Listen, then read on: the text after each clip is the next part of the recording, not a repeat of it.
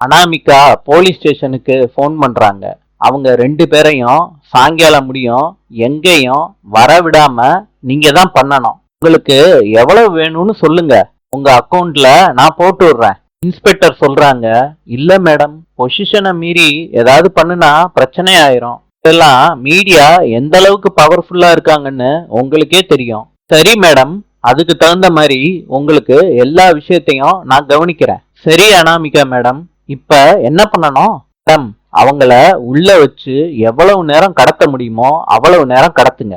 நான் வந்து கேஸ வாபஸ் வாங்கினாதான் எல்லாம் நடக்கும்னு நிறைய பில்டப் கொடுத்து அவங்க கிட்ட பேசுங்க. இந்த கேஸை விட்டு அவங்க வெளியே வரணும்னா நான் எவ்வளவு இம்பார்ட்டன்ட்னு அவங்களுக்கு சொல்லணும். புரிஞ்சுதா மேடம்? சரி அனாமிகா மேடம். மேடம், அவங்க தலைகீழா நின்னாலும் நான் இந்த கேஸை வாபஸ் வாங்க மாட்டேனே. இந்த வீடே என்னோட காலடியில விழுகணும். இந்த சந்தர்ப்பத்தை வச்சு அழகிய இந்த வீட்டை விட்டு அனுப்பணும்னு சொல்லி அவங்கள டிமாண்ட் பண்ணுவேன். அவங்க அழகிய இந்த வீட்டை விட்டு அனுப்புனா மாத்திரம்தான் நான் இந்த கேஸையே வாபஸ் வாங்குவேன். இல்லாட்டி அவங்க நினைச்சது எதுவுமே நடக்காது. Okay madam. போலீஸ் போனை வச்சிடுறாங்க. கேட்டுட்டு போலீஸ் ஸ்டேஷன்ல விஜய பார்த்துட்டு எல்லாரும் வெளியே வந்துடுறாங்க. சூர்யா சொல்றாங்க, தாத்தா ஏசிக்கோ டிசிக்கோ இப்ப பேசிருங்க தாத்தா. இந்த விஷயத்த நம்ம சும்மா விடவே கூடாது. அந்த எஸ்ஐ பேசுறத பார்த்தா யாரோ சொல்லி கொடுத்து பேசுற மாதிரி பேசுறாங்க. 2 பேரையும் இப்படி லாக்அப்ல தள்ளி இருக்க மாட்டாங்க. இது ஒன்றும் பெரிய கேஸ் இல்ல. பிரபாவும் விஜயும் காஃபி ஷாப்ல மீட் பண்ணிருக்காங்க. அதுல என்ன தப்பு இருக்கு? நம்மள மாதிரி ஆளுகளுக்கே இந்த நிலைமை இல்லாம ஒருத்தன் வர்றான்னா அவனை என்னென்னலாம் கொடுமைப்படுத்துவாங்களோ. தாத்தா, இவங்களையெல்லாம் சும்மா விடக்கூடாது. தாத்தா சொல்றாங்க, சூர்யா கொஞ்சம் அமைதியா இரு. இந்த மாதிரி விஷயத்தையெல்லாம் கொஞ்சம் பொறுமையா தான் ஹேண்டில் பண்ணணும். ஏன்னா உள்ள இருக்குது விஜய் மாத்திரம் இல்ல, பிரபாவும் இருக்கா. இதுவும் பிரபாவுக்கு கல்யாணம் வேற முடிவா இருக்கு. நம்ம அதையும் யோசிக்கணும் சூர்யா. இது மாத்திரம் இல்ல சூர்யா, போலீஸ் கையில ஆதாரமும் இருக்கு. அந்த ஆதாரத்தை வச்சுதான் போலீஸ் இவ்வளவு ஸ்ட்ராங்கா பேசுறாங்க நம்ம கிட்ட. போலீஸ் ஸ்டேஷனுக்கு வெளியே காயத்ரிக்கும் கோடீஸ்வரிக்கும் பெரிய சண்டையே நடக்குது. ராஜலட்சுமி சொல்றாங்க, கோடீஸ்வரி 2 பக்கமும் இப்படி பேசிக்கிட்டே இருந்தா பிரச்சனை முடியவே முடியாது. யாராவது ஒருத்தவங்க அமைதியா இருந்துதான் ஆகணும் கோடீஸ்வரி. சொல்றாங்க, ஒரு நிமிஷம் நான் சொல்றத எல்லாரும் கேக்குறீங்களா? கேட்டு இங்க நின்னுக்கிட்டு வருத்தப்பட்டுக்கிட்டு ஒருத்தர் பேசிக்கிறதுல எந்த நியாயமும் இல்ல. நடந்த அத்தனை விஷயமும் அனாமிகா திட்டம் போட்டு தான் பண்ணிருக்காங்க. தாத்தா கேக்குறாங்க, மகா என்னதான் சொல்ல வர?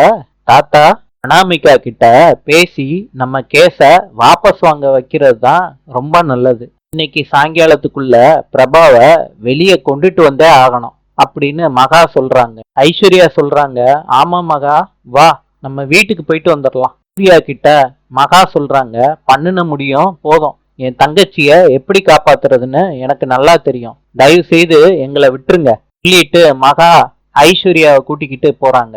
போலீஸ் ஸ்டேஷன் வாசல்ல குடும்பத்துல உள்ள அத்தனை பேரும் அழுது குழம்பிக்கிட்டு இருக்காங்க வீட்டுக்கு போகாம. சித்ராதேவி இதுதான் நல்ல சந்தர்ப்பம்னு கோடீஸ்வரிய வாய் வார்த்தையால குத்திக்கிட்டே இருக்காங்க. இதை கேட்ட தசரதன், இதுதான் சந்தர்ப்பம்னு ஏமா குத்தி காட்டி பேசிக்கிட்டு இருக்கீங்க எங்களன்னு கையெடுத்து கும்பிடுறாரு சித்ராதேவி முன்னாடி. இத சூர்யா போன் பேசிக்கிட்டே பாத்துக்கிட்டே இருக்காரு. இத கேட்டுக்கிட்டு இருந்த தாத்தாவுக்கு கோவம் வந்துருது. சித்ராதேவி ஆதங்கத்தை தூண்டி விடுற மாதிரி பேசிக்கிட்டே இருக்கா. சூர்யாவும் போனை வச்சிடுறாரு. சித்தி, உங்களுக்கு இடம் பொருள் ஏவல் பார்த்து நடந்துக்க தெரியாதா? தேவையில்லாம கோடீஸ்வரியும் அழுக வச்சுட்டு தாத்தாவையும் டென்ஷன் ஆக வைக்கிறீங்க. நீங்க அமைதியாவே இருக்க மாட்டீங்களா சித்தி? கோடீஸ்வரி சொல்றாங்க, வாங்க, தேவையில்லாத பிரச்சனையே வந்துகிட்டு இருக்கோம். நம்ம இந்த இடத்துல நிக்க வேணாம், வாங்க போலாம். மகா வீட்டுக்கு வந்துடுறாங்க.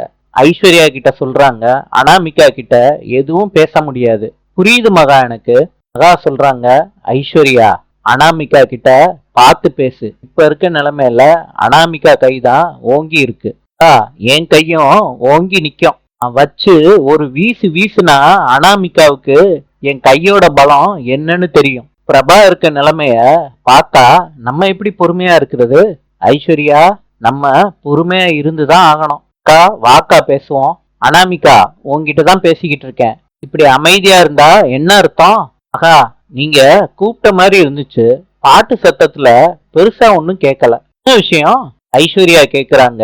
அனாமிகா, எதுவும் நடக்காத மாதிரி அசால்ட்டா கேள்வி கேக்குற. ஐஸ்வர்யா, இத்தனை நாளும் என்னோட வாழ்க்கைய நீங்க அசால்ட்டா தானே டீல் பண்ணீங்க. அதனால எனக்கு எதுவும் முக்கியமா தெரியல. சொல்லுங்க, நானும் என்ன விஷயம்னு தெரிஞ்சுக்கிறேன். மகா சொல்றாங்க. அனாமிகா, நீ பேசுறதும் நடந்துக்கிறதும் கொஞ்சம் கூட சரியில்லை. எப்பயும் ஒரு பிரச்சனைக்கு இன்னொரு பிரச்சனை தீர்வே ஆகாது. நீ தேவையே இல்லாத ஒரு விஷயத்த பண்ணிருக்க. என்ன மகா சொல்ற?